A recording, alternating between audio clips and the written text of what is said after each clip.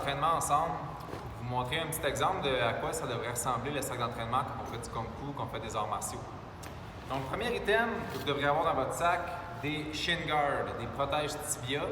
Donc, dès qu'on commence à faire le sparring ici à l'école, dans les premières semaines déjà, ça va vous prendre des protèges tibia pour vous, évidemment pour le partenaire.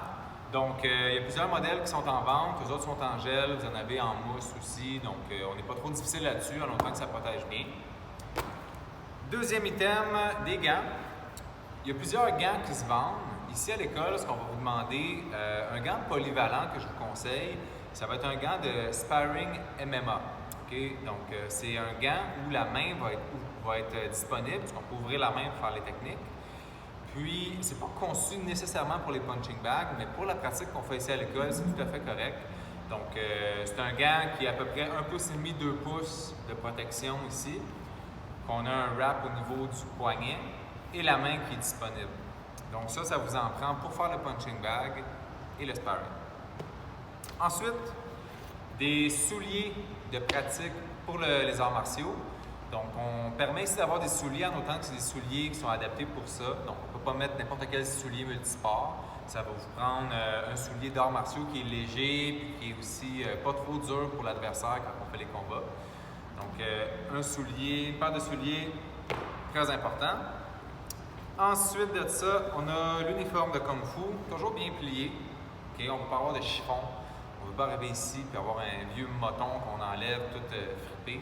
Donc, toujours bien plier son uniforme par respect pour l'uniforme. Ensuite, tout bon pratiquant d'arts martiaux doit avoir une corde à danser. Je vous conseille fortement d'en acheter une. C'est pas obligatoire. On en prête ici à l'école, mais si vous en voulez une, c'est vraiment comme en bon état, selon votre grandeur également, parce qu'on peut ajuster la corde. Je vous conseille fortement, ça coûte pas cher. Amazon, n'importe quelle boutique de sport, Sport Expert, Decathlon, vous pouvez trouver ça. Si vous voulez de l'aide pour l'ajuster, viendrez me voir. Ensuite de ça, ça va vous prendre le mouthpiece, toujours dans l'équipement pour le sparring. Donc, le mouthpiece, protéger les dents. Ça vaut la peine de payer un petit peu plus, d'en avoir un bon, bien ajusté, qui va vous permettre de bien respirer. Un shaker pour être hydraté. Vous pouvez mettre du Gatorade, vous pouvez mettre du BCA dedans, un supplément qui est bon pour l'entraînement. Un deuxième shaker, moi, que j'aime bien pour la poudre de protéines. Avec le volume d'entraînement, ça permet d'avoir quelques suppléments pour récupérer. Une petite collation. Donc, juste après l'entraînement, vous venez de dépenser beaucoup d'énergie, le glucose sanguin est bas, tout ça, on veut récupérer. Donc, les protéines après l'entraînement, ça va aider, mais également du glucose. Donc, soit une banane, une pomme, ça peut être une barre santé, des choses comme ça. J'ai toujours une petite collation dans mon sac après le cours. Ensuite de ça, des petits trucs optionnels, mais qui sont toujours pratiques.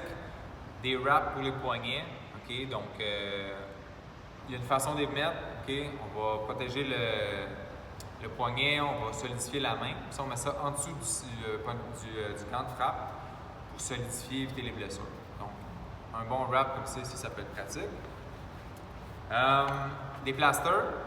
Donc, si avant, après les cours, vous vous rendez compte, vous avez une petite écorchure, vous avez une ampoule sur une orteil, des choses comme ça, on en fournit ici, évidemment, mais si vous avez les vôtres, des fois, ça peut être toujours pratique dans le sac. Ensuite de ça, quelque chose qu'on ne pense pas, mais qui est vraiment utile, un coupon. Okay? Donc, des fois, on est en train de s'échanger, on se rend compte que je suis peut-être dû pour mes ongles. Ici, on fait des combats, okay? On fait un sport on fait d'autodéfense, tout ça. Fait que, on ne veut pas comme graffiner les autres, on ne veut pas mettre les doigts dans les yeux avec les ongles, des choses comme ça. Donc, même pour les pieds, les orteils, c'est important d'être toujours les ongles bien coupés pour sa sécurité et celle des autres. Et finalement, moi, je traîne toujours un tube de Voltaren. Ça peut toujours être pratique. Des fois, là, ça fait 3-4 jours qu'on s'entraîne, un petit radar dans le bas du dos, des choses comme ça. Faut pas que ça devienne une drogue là, qu'à tous les jours on se met, dès qu'on est raqué, on se met partout.